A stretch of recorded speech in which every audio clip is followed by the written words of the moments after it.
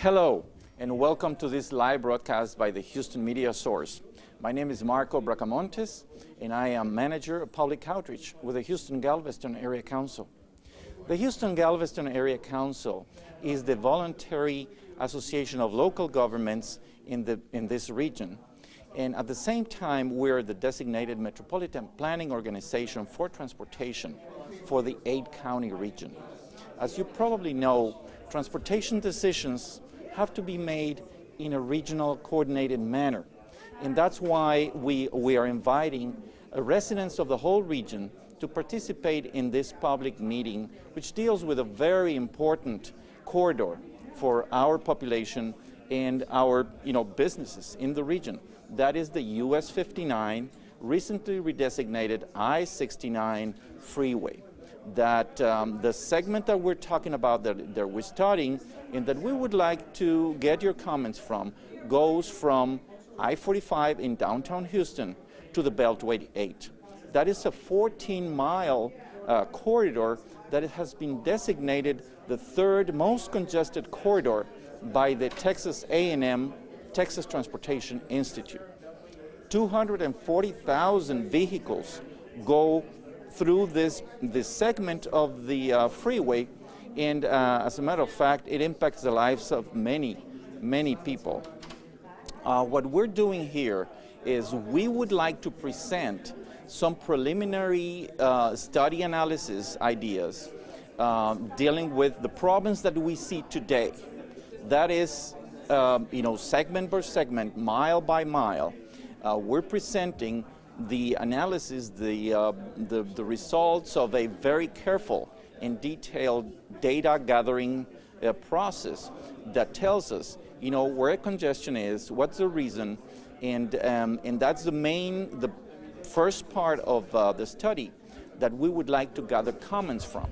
We would like to hear from you people who drive the corridor, going north, going south, going in every segment.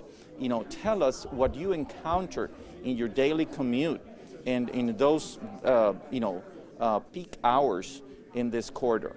The second part of the study, or the second part of this public meeting, deals with proposed strategies, alternative measures and improvements that we are considering for this corridor.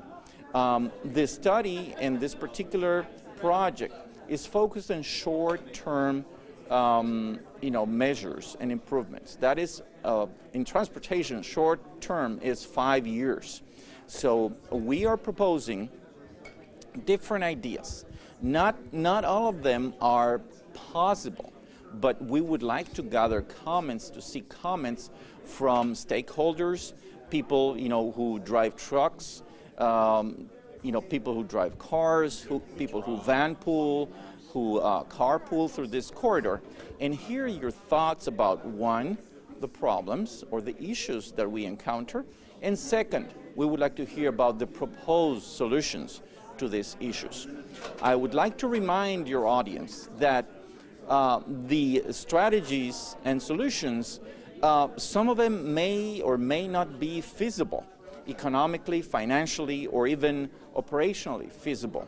But we're submitting it to the public because we think we would like to get every possible idea considered by the experts and the residents.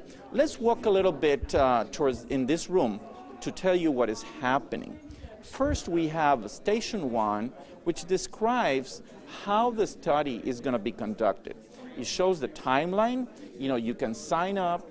You can, you can leave your information if you want to be included in the H-GAC mailing list.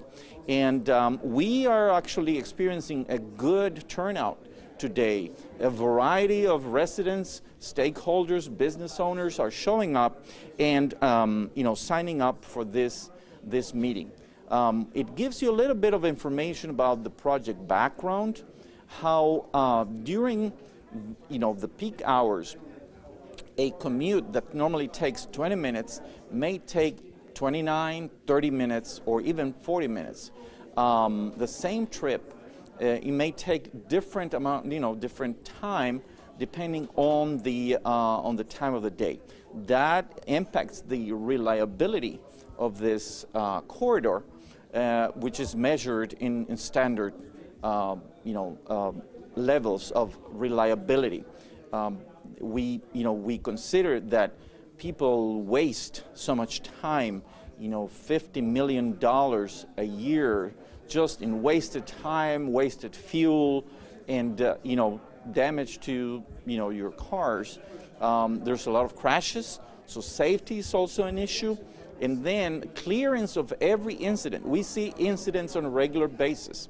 Clearance of an average incident takes 38 minutes, but guess what?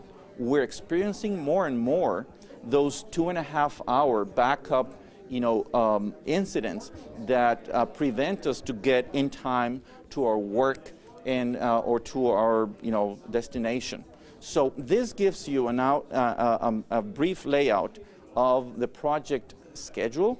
We're now conducting the first outreach wave, September 2014. There's going to be an alternative evaluation later on this year, the beginning of 2015. There's going to be a second public outreach wave in April 2015, which is going to be more proposing specific measures. Today, we're just exploring a wide variety of measures to hear from the public what they think about them. And then the plan development is going to take on in April through June of 2015.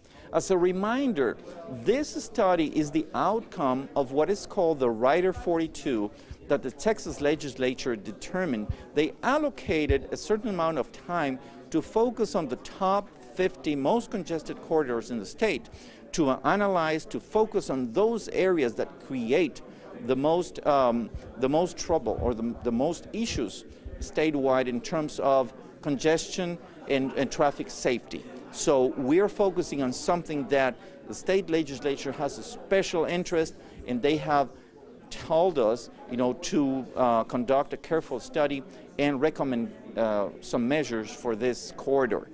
Let's move on to the second station. Yes. Absolutely.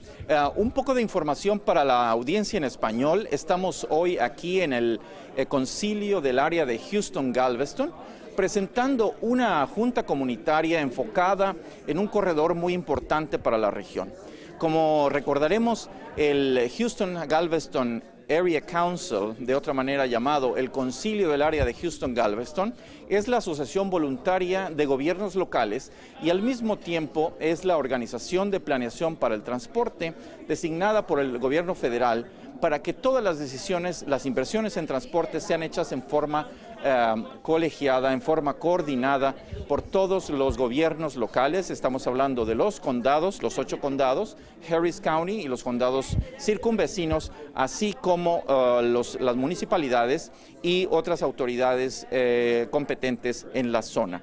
El día de hoy nos enfocamos en el corredor 59 y esto nos indica que queremos pedir la opinión de los residentes, de los propietarios de negocios y de los otros participantes en el transporte que nos den sus opiniones sobre este corredor, qué problemas enfocan y qué soluciones recomiendan. We're switching back to English.